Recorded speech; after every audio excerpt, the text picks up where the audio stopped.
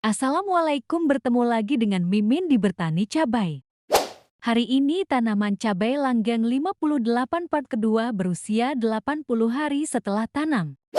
Kali ini Mimin akan melakukan pemupukan yang ke-10 kali.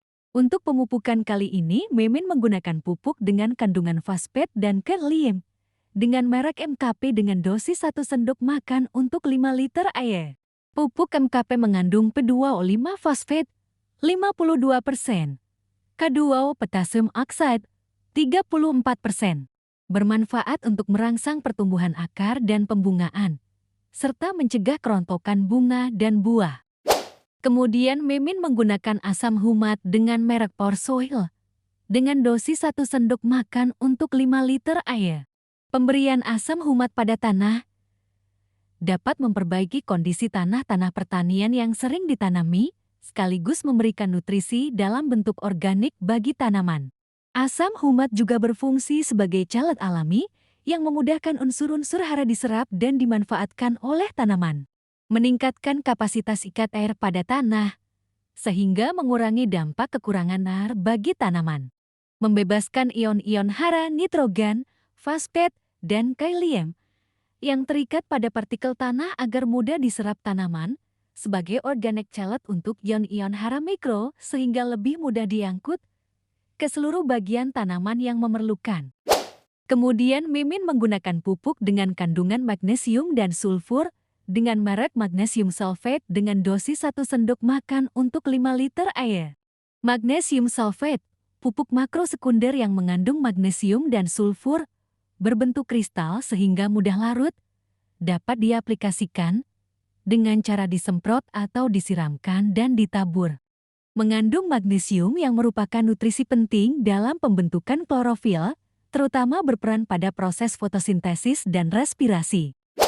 Kemudian Mimin menggunakan pupuk dengan kandungan nitrogen fosfat dan kalium dengan merek Mutiara 16-16-16 dengan dosis 4 sendok makan untuk 5 liter air.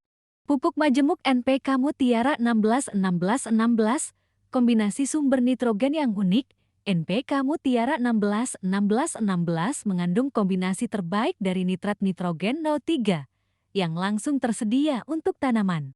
Penyedia fosfat yang lebih efisien, fosfat dibutuhkan tanaman untuk memfasilitasi metabolisme energi untuk pertumbuhan, meningkatkan pembelahan sel, pertumbuhan akar, pembungaan, dan pembentukan umbi. Kalium untuk kualitas panen, NPK Mutiara 16-16-16 adalah pupuk lengkap yang menyediakan hara kalium seimbang.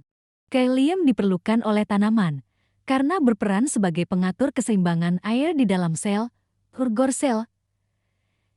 Kehilangan air karena transpirasi, bertanggung jawab dalam produksi, dan pembentukan protein, meningkatkan toleransi tanaman terhadap stres kekeringan atau dingin, serta serangan hama dan penyakit. Kemudian larutan campuran dikocorkan dengan dosis 100-150 ml pada lubang pupuk susulan. Pada video kali ini kita akan membahas tentang beberapa faktor penyebab bunga rontok dan solusinya. Dilansir dari bumikita.id, tinggi rendahnya produktivitas tanaman ditentukan oleh jumlah bunga produktif, yaitu bunga yang berhasil dibuahi lewat penyerbukan hingga menjadi buah. Pada tanaman yang menghasilkan buah, diantaranya cabai, tomat, semangka, melon, timun, dan lain sebagainya, masa berbunga merupakan fase yang paling rentan bagi tanaman serta penuh tantangan bagi pekebun. Bisa diibaratkan seperti masa-masa kehamilan pada seorang ibu, di mana terjadi perubahan fisik, hormonal, dan psikologis yang mempengaruhi kondisi kesehatan ibu dan janinnya. Maka pada fase berbunga tanaman juga mengalami perubahan fisiologis dan hormonal yang berpengaruh pada kondisi tanaman secara langsung. Masalah yang paling umum ditemui adalah kerontokan bunga. Untuk mengatasi kerontokan bunga dan buah biasanya para pekebun disarankan menyemprotkan kalsium melalui daun. Seringkali langkah ini berhasil mengurangi kerontokan. Namun tak sedikit pula yang gagal atau sedikit berpengaruh. Sebenarnya kerontokan bunga tidak semata disebabkan defisiensi unsur kalsium. Ada beberapa penyebab lain yang harus kita ketahui sebelum menentukan solusinya. Kekurangan atau kelebihan air. Masa berbunga tanaman adalah persiapan pembentukan calon buah. Pada fase ini, beban metabolisme meningkat pesat dan tanaman sangat membutuhkan air, yang cukup untuk mempersiapkan pembentukan buah berikut biji. Minimnya pasokan air membuat tanaman berusaha mengurangi beban metabolisme agar dapat terus bertahan hidup.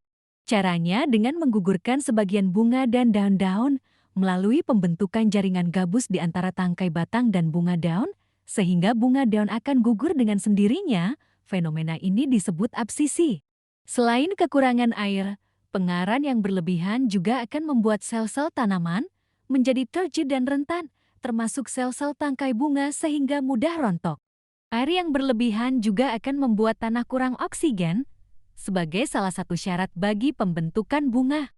Menjaga kadar air pada tanah dalam kondisi selalu lembab dan tidak tergenang sangat penting pada fase ini. Jika tanah terlalu kering, maka perlu dilakukan penyiraman lebih intensif, dan jika air mudah menggenang, maka perlu dilakukan pembenahan drainase yang lebih baik.